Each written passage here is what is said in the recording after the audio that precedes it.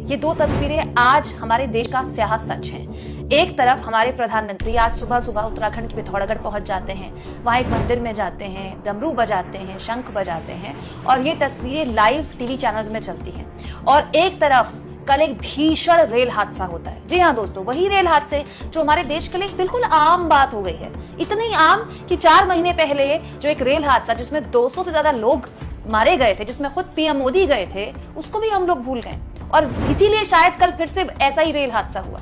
गनीमत है कि जानमाल का नुकसान उतना नहीं हुआ जितना पहले हुआ था, लेकिन फिर भी खबर रिकॉर्ड होने तक 4 से ज्यादा लोगों की जान जाने की पुष्टि हो चुकी है और 100 के करीब आसपास लोग बताए जा रहे हैं जो कि घायल हैं। इनमें से कई लोग ऐसे हैं जो गंभीर रूप से घायल हैं। दोस्तों, नॉर्थ ईस्ट एक्सप्रेस की 21 बोगियां पटरी से उतरी हैं और उसके बाद ये हादसा हुआ है।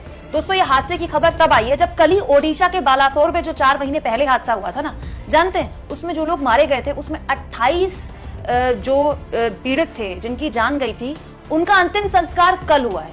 कितने शर्म की बात है, आज तक वो लोग जो 4 महीने पहले मारे गए थे एक रेल हादसे में, उनको मुखाग्नि भी नहीं दी गई थी, उनकी पहचान नहीं हो पा रही थी, उनके शवों की पहचान के लिए परिवार वाले यहाँ वहां भटक रहे थे, उनकी पहचान कल हुई तब उनको मुखाग्नि दी गई है, उनका अंतिम संस्कार किया गया है। और कल फिर हमारे देश से एक और रेल हादसे की खबर आ गई और देश की मीडिया क्या कर रही है दोस्तों? देश की मीडिया इस बात को लेकर परेशान है कि इजराइल पर कितना बड़ा हमला हो गया, इजराइल अब किस तरह से हमास को तबाह करने वाला है, इजराइल कैसे अपना इंतकाम लेने वाला है। सारे चैनलों के स्टार एंकर वीजा लेके सीधा पहुंच गए हैं कहां? इजराइल। इजराइल से लाइव रिपोर्टिंग चल रही है। सुबह से लेकर रात तक, दिन से शाम तक इस देश को केवल एक फिक्र है कि इजराइल में क्या हो रहा है। अपने घर में जो हो रहा है इनको कोई मतलब नहीं है। कोई इन न्यूज चैनल के एंकरों को बता दे कि मणिपुर जाने के लिए तो वीजा पासपोर्ट की जरूरत भी नहीं है। इससे आधी रिपोर्टिंग भी मणिपुर में हुई है क्या?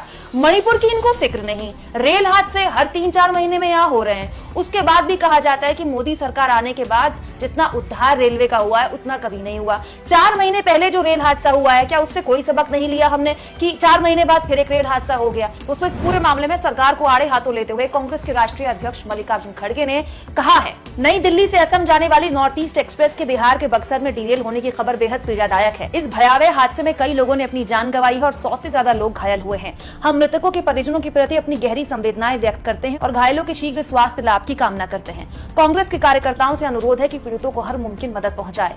जून 2023 के बालासोर रेल दुर्घटना के बाद यह डीरेल होने का दूसरा बड़ा हादसा है। रेल मंत्रालय व केंद्र सरकार की जवाबदेही तय होनी चाहिए। दोस्तों, जब भी इस तरह के रेल हादसे होते हैं, गोदी मीडिया की कोशिश ये होती है बताने की कि देखिए रेल मंत्री कितनी जल्दी पहुंच गए, देखिए अधिकारी कितनी जल्दी राहत और बचाव कार्य कर रहे हैं, देखिए कितने इंतजाम हो गए। भाई, कोई ये क्यों नहीं पूछता कि रेल हादसे रुके क्यों नहीं है? जब मोदी जी के आने के बाद बीजेपी ये दावा करती है कि सबसे उन्नत काम रेलवे में मोदी सरकार ने करवाया है, तो फिर ये रेल हादसे रुके क्यों नहीं है आज तक?